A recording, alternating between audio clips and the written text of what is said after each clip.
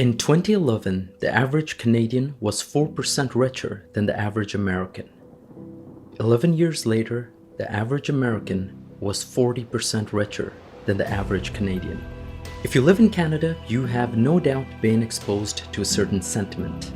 About 40% of recent arrivals in the country say they are considering leaving their province or maybe Canada altogether. The idea that Canada is going downhill. Now finds that almost 25% of Canadians are living in poverty. And people are leaving Canada, and the politics in Canada is unbearable for many. Thieves busting down doors to steal car keys. And that immigration is destroying the country.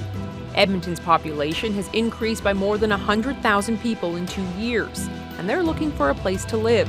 You're bringing your problems from everywhere else in the world, you're bringing it to Ontario, unacceptable.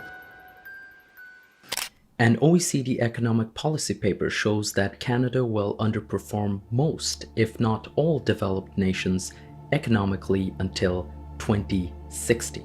And I've watched a lot of these videos, and a lot of these videos focus on the problems and the consequences of whether it's excessive immigration or economic mismanagement. I am going to dive into the actual causes, and only by looking into these causes can we determine if there is any hope for Canada or if Canada is well and truly. And if you are watching from another Western developed country, you might be able to relate. A lot of these problems I'm going to discuss are not unique to Canada, whether it's excessive immigration or excessive housing prices or economic mismanagement and stagnation. In this video, I'm going to look at specifically 4 sections, and that's going to be immigration, housing, productivity, and leadership. And all of these topics will be interconnected, so take this demarcation of topics with a grain of salt. And of course, first, the topic that everyone has on their minds and everyone wants to talk about, immigration. First, let's remind ourselves why immigration is important. If you're not familiar with the concept of total fertility rate, TFR, it's the idea that every woman over the course of her lifetime has to have at least 2.1 children to keep a population stable.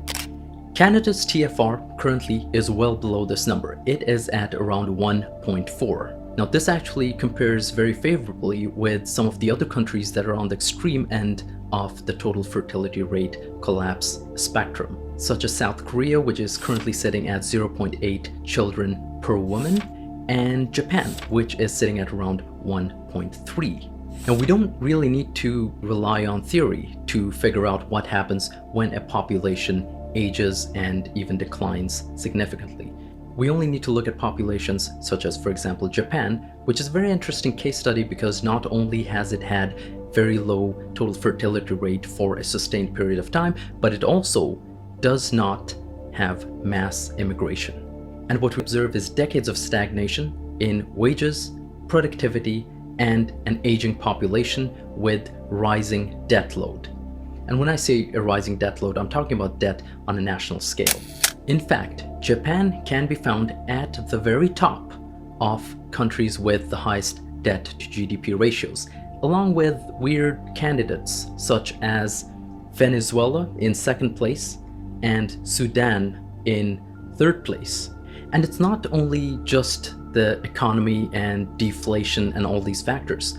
We also need a good supply of young workers to fund the pension system. A lot of people don't really understand just how precarious the pension system in a country can be without a supply of fresh young labor. The contributions of the younger workers are used to pay off the retirements of the older population. So it's very important to have an acceptable ratio of younger workers to older pensioners. The second thing, and this is not really why it's important to society as a whole, but why it's important to the government, what you have to realize is that the government loves immigration. Immigration provides a very short-term boost to the GDP, the total GDP, not necessarily the GDP per capita.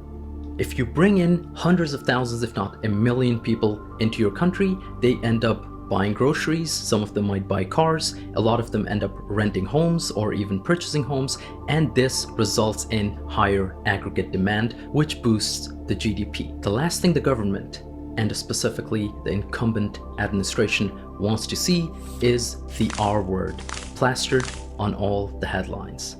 No government wants a recession on their watch. Now, companies also really love immigration. Not only does it legitimately let them fill a lot of roles that they need, but it also provides them with a bountiful supply of cheap labor, especially international students who cannot work full-time and will oftentimes work a lot of part-time and low-wage jobs. And finally, schools. Schools absolutely love immigration because international students provide them with that sweet tuition money. If immigration is so essential, why is it a problem here in Canada? Firstly, I want to say it shouldn't be heretical to criticize immigration. I have to make a distinction here. Immigration is a policy. Immigrants are people. So criticizing immigration is perfectly valid and should not have any racial undertones attached to it. Criticizing a policy should be perfectly valid, just as it is to criticize any other policy. We are changing a conversation that in Canada has never been where it is now, where historically we have been a country that has been built on immigrants, and now our taste for immigration is starting to cool a little bit because everybody's worried about where they're going to live. Furthermore, I want to clarify that when you criticize immigration, it's not necessarily a matter of yes or no. It's not a switch. What should be debated is the quantity and quality of immigration that Canada currently needs.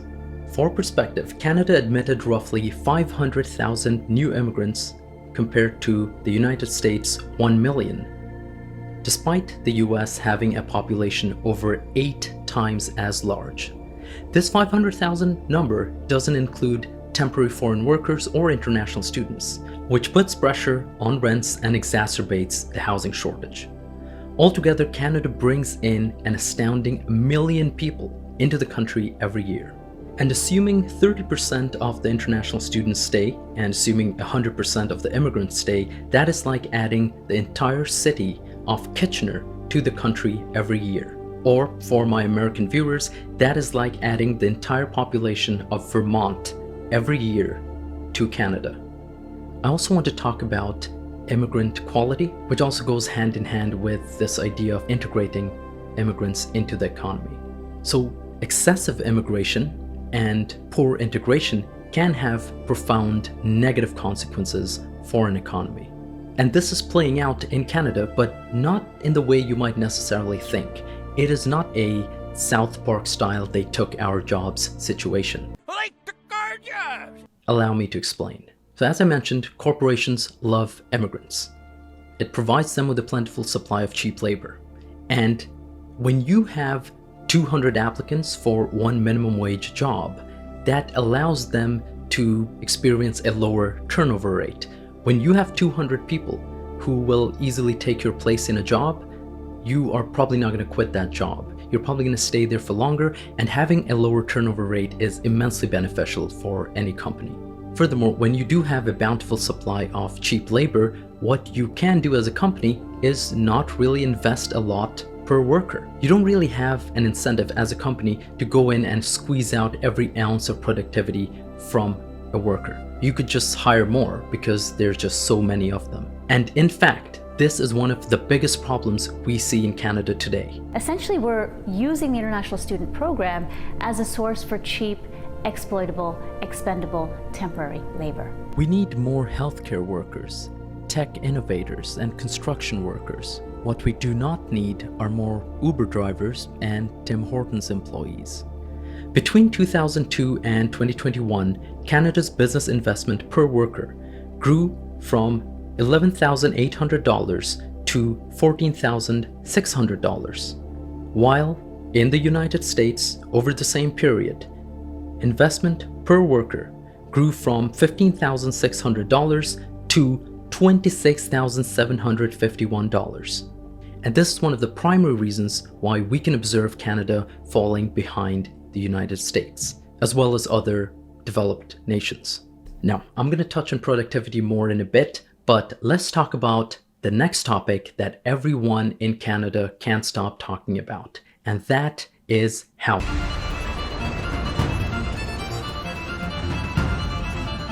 Now, as I mentioned earlier, excessive immigration puts upward pressure on rents, which also puts upward pressure consequently on the value of homes, as the value of any asset is directly proportional to the returns it can generate. This is further exacerbated by corruption and a very poor regulatory environment where it can take literally almost a decade from application to actually having homes online. The staggering length of time it takes between when a purpose-built rental is proposed and then it actually being like ready to move into. Isn't Toronto one of the slowest cities in the world for getting it done? Yeah, it's I think it's 100 months between development application, submission, and actually having the project completed. And of course, this is not something that's going to help with the supply issues. The problem is compounded further by special interest groups and particularly NIMBYism. Overly restrictive zoning laws do not help, and these zoning laws are oftentimes backed by a lot of residents in a certain area. The lack of higher density homes is one of the biggest issues that Canada faces. Now, this means that governments can only generate a small amount of revenue per unit area given the low density, but also a lot of small businesses that operate locally can only serve fewer number of customers per area and consequently generate a smaller revenue per unit area, which further lowers investment into both the business and the employees. I want to show you the real-world impact of density. Paris has a population of 2.1 million people over an area of 100 squared kilometers, while Toronto has a population of 2.9 million people over 630 squared kilometers. Toronto and Paris have population densities of 4,400 per kilometer squared and 20,000 per kilometer squared respectively. And this is what the Paris subway looks like. And the Toronto subway system, you ready? Here it is. That's what it looks like. Without density, the ability of a city to support infrastructure and businesses becomes extremely limited. So homeowners want the status quo since their wealth is dependent on housing. The government needs to maintain the status quo as it generates substantial tax revenues and does not want to rock the boat and do anything that might reduce prices and thereby reduce tax revenues. And developers need home prices to continue to increase in order to justify building more and more homes. And finally, I want to talk about how rising housing prices destroy private investment, which brings me to the issue of productivity.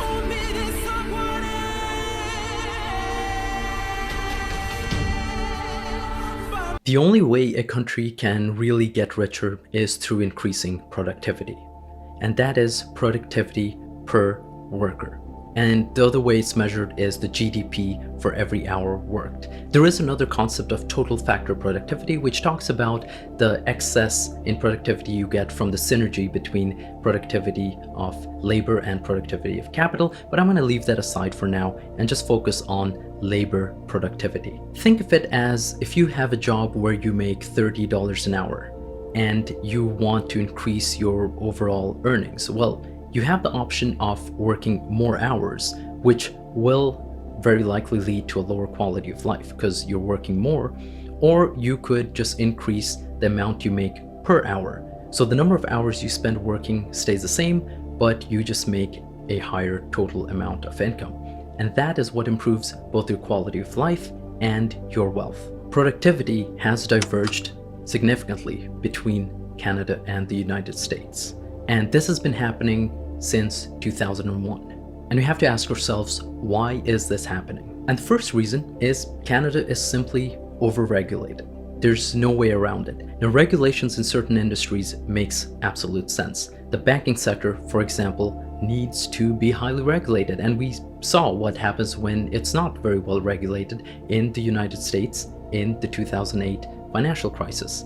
And if you look at Canada, Canadian banks emerged relatively unscathed from that event. But in a lot of other industries, regulation can stifle innovation and even kill competition. In Canada, grocers, telecoms, and media companies face very little competition and are highly regulated, and really have very little incentive to innovate or compete. The other problem is the lack of a well-developed technology sector. The tech sector is responsible for a lot of jobs that are very highly paid. And if you look at the United States, that is the epicenter of tech right now.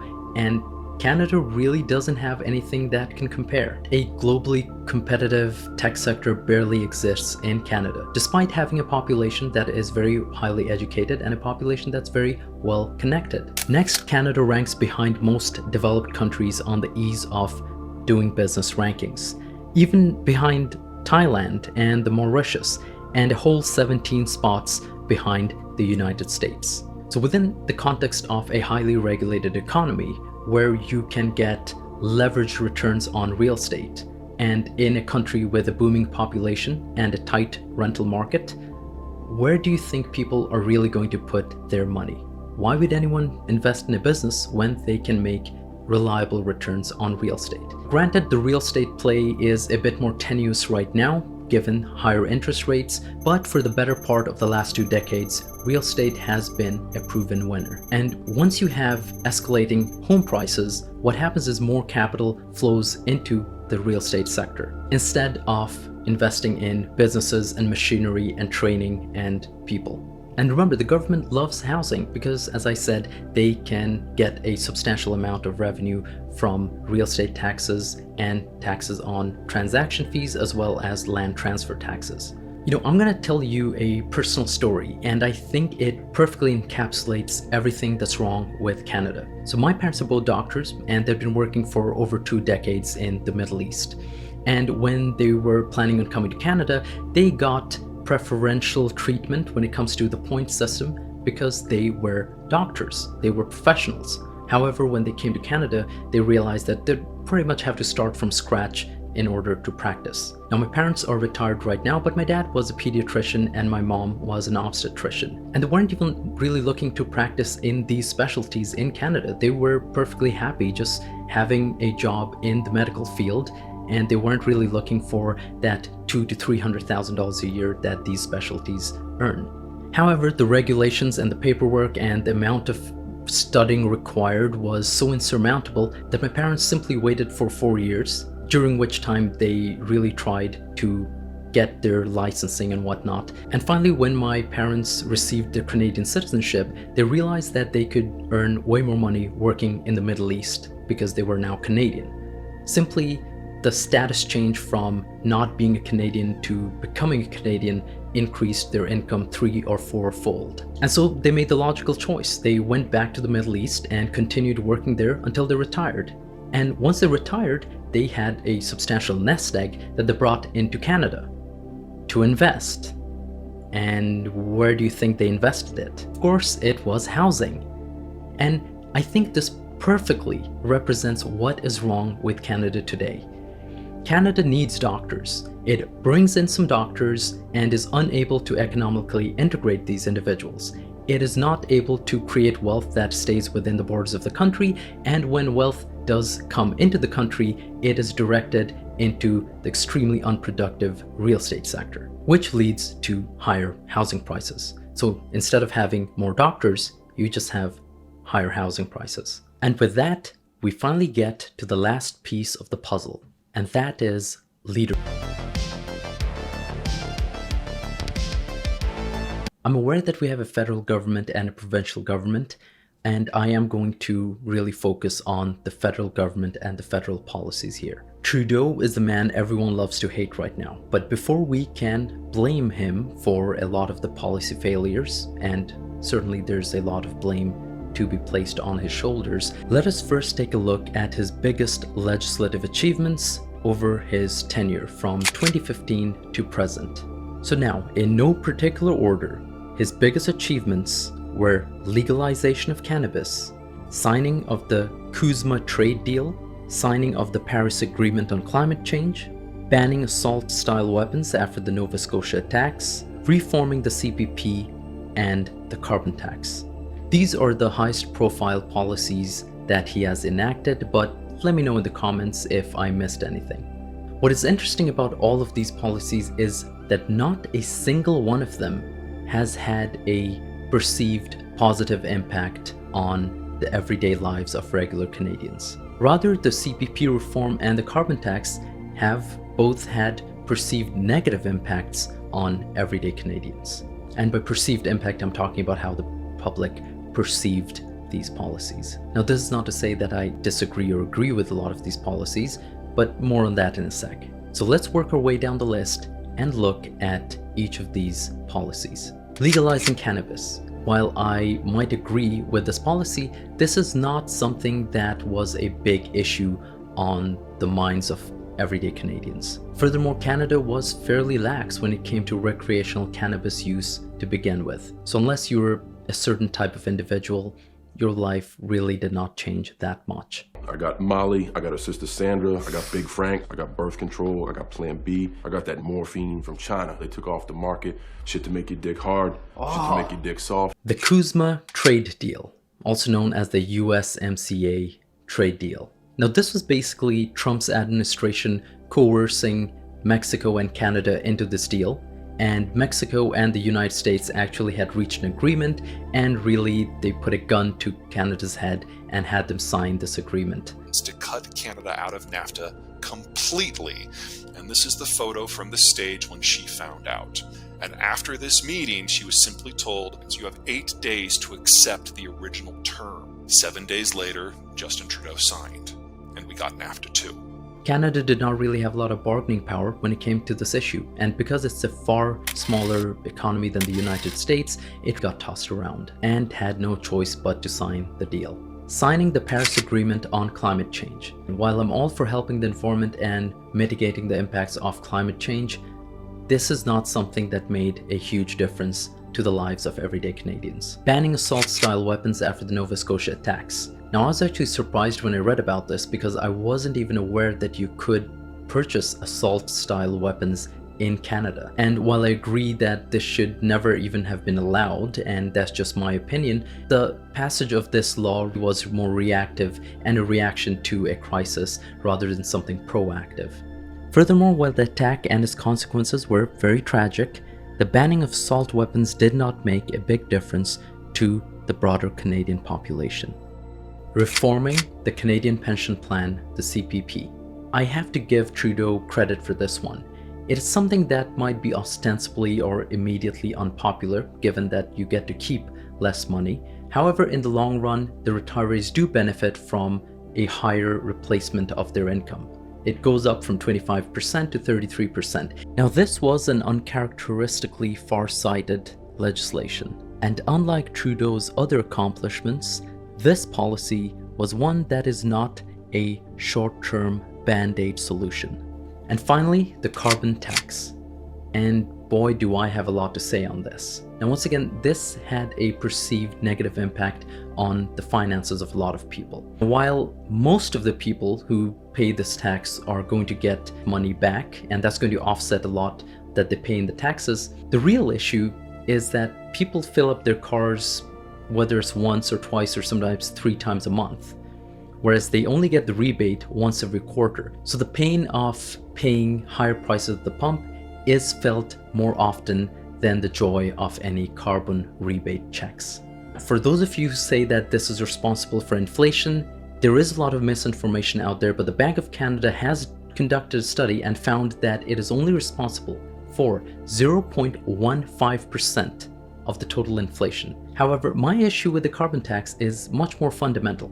Look, Canada has 0.5% of the world's population, and it has 2% of the world's GDP and produces 1.5% of the world's greenhouse gas emissions. I'm not denying that climate change is not an issue, and to be fair, there's lots of people out west who are living in areas that are ravaged by wildfires and dry conditions that are attributable to climate change. But most of the greenhouse gases are transboundary pollution. See, I'm all for tackling local pollution. That's, for example, a factory dumping toxic effluents into a nearby river, or contaminating the groundwater supply, or, for example, destroying the habitats of local wildlife. These are negative externalities that need to be taxed. However, realize that the amount of greenhouse gases that Canada generates is negligible and a rounding error relative to the total greenhouse gas emissions, particularly the greenhouse gas emissions that are generated by the biggest economies. Here's something you'd be interested to know.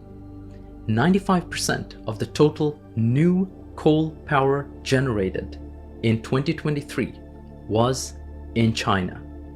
And you know the United States, just south of the border? Guess what? They are the biggest producer of crude oil by the largest margin.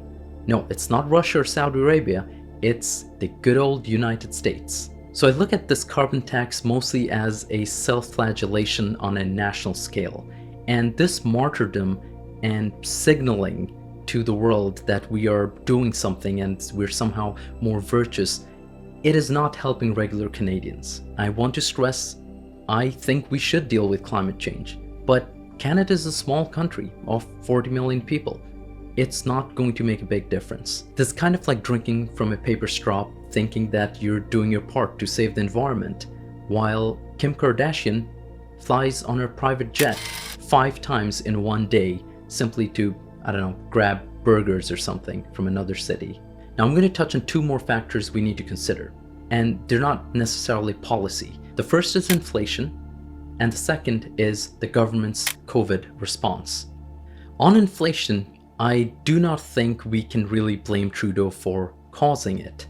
So if you look around the world, we have had inflation in Asia, in Europe, in frickin' Japan that had decades of stagnation and even deflation. And we've seen inflation occur in both countries that have right-wing governments in place and countries that have left-wing governments in place. So inflation has been a global phenomenon. What we need to understand is how Canada dealt with inflation. The reasons for inflation are complex. The hangover of supply chain issues from COVID and compounded by the war in Ukraine, along with what was in 2022 and 2023 a very low level of unemployment. So while Canada did experience lower inflation when you compare it to the inflation that was experienced by the United States, I cannot really judge that to be a success or a failure. It's challenging to give a verdict on whether Canada did well on inflation or not. It experienced lower inflation than the United States, but we do not have any point of reference for what is an appropriate amount of inflation within the context of supply chain issues caused by a pandemic, compounded by a war causing major disruption in food production. And next, I want to touch on COVID management. There's a couple of things. I'm not going to get into the philosophical debate on whether the curtailment of freedoms was appropriate or not. This is your opinion, and do let me know in the comments about what you think. I am going to judge Trudeau's performance on COVID policy primarily using 2 metrics. How much did Canada spend as a percentage of its GDP on COVID relief? And how many deaths attributable to COVID did Canada experience per 1 million people? When it comes to spending, the data shows that Canada spent more than a lot of other developed countries.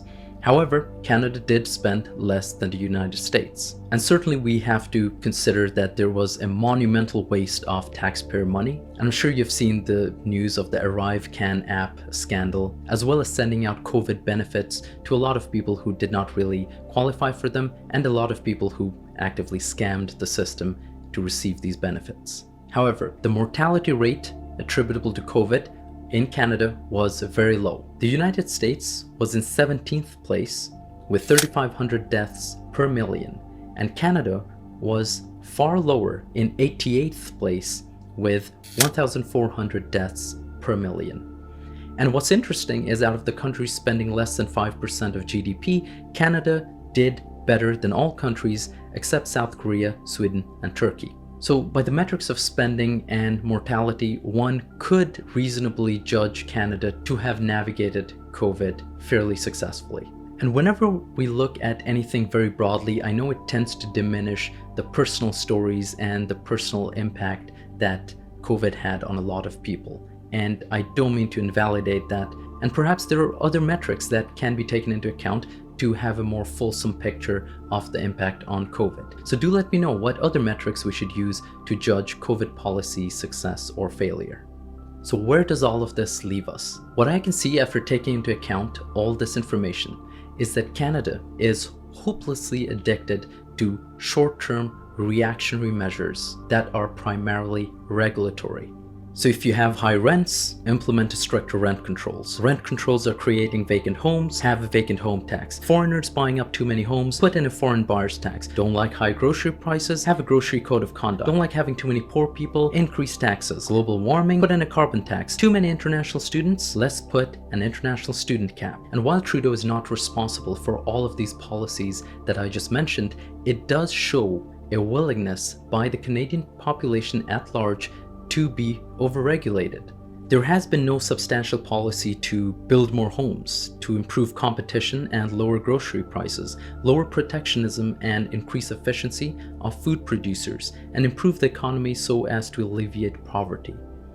Let's not forget the doctor shortage, for which I haven't even seen any action being taken by any party, whether the ones in power or whether the ones that are hoping to get into power. Trudeau's tenure, in my opinion, can be characterized most generously as malignantly lazy. And least charitably, I would say it is aggressively incompetent. Based on his policy focus, it seems like Trudeau is a man who really wants to be liked by other world leaders and wants to raise his international profile. Policies that were likely to receive more global media attention were prioritized over more domestic concerns. I'm astounded by the fact that the government did not anticipate that having no cap on international students would make small fly-by-night no-name colleges exploit international student enrollment and basically become diploma mills just to make a buck. And when it comes to housing, I understand that COVID may have distorted the housing markets with very low interest rates in 2020 and part of 2021, and then subsequently very high interest rates for the couple of years after to present day. But housing was a problem in 2014 and 2015 and 16 and 2017. And yet only now, with Trudeau facing an election on the horizon and with very concerning poll numbers, it seems like he's trying to take action, finally. But even that action that he's taking right now is not radical or substantial. And I totally get that housing falls under the provincial leadership's purview, but it seems really irresponsible to me that the federal government sets immigration policy and immigration targets and does not really coordinate with local governments to understand how much the local communities and cities and provinces, how much immigration they can absorb. Where do we go from here? Look, it's easy for me to stand here and talk about different solutions we can consider.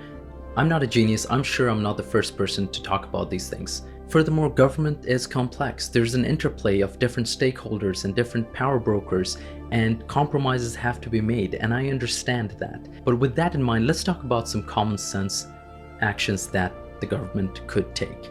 To start, the government could look into linking immigration and international student enrollment to housing availability.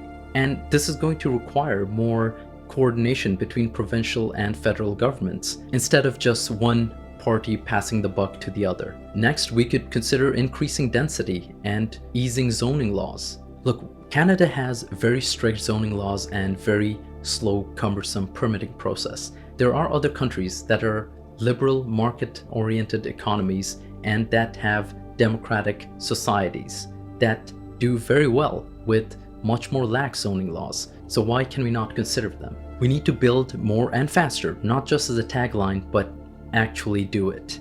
Shortening the time from applying to permit to actually getting the homes available is going to be huge. We also need to understand the fundamental incentive structure that governments have. They are only looking to win the next election. So they're only going to put in place short-term band-aid solutions and not really the more longer-term solutions that are going to benefit society much more, but that they cannot take credit for. With concerted effort, housing will take 20 or so years to fix. The productivity problem is more of a 10 to 15 year process to fix. Regulations might take 5 to 10 years, and finally immigration reform that can happen immediately. It looks like Trudeau's days are numbered. He may be able to pull off a victory, I don't know, but it's not looking very good.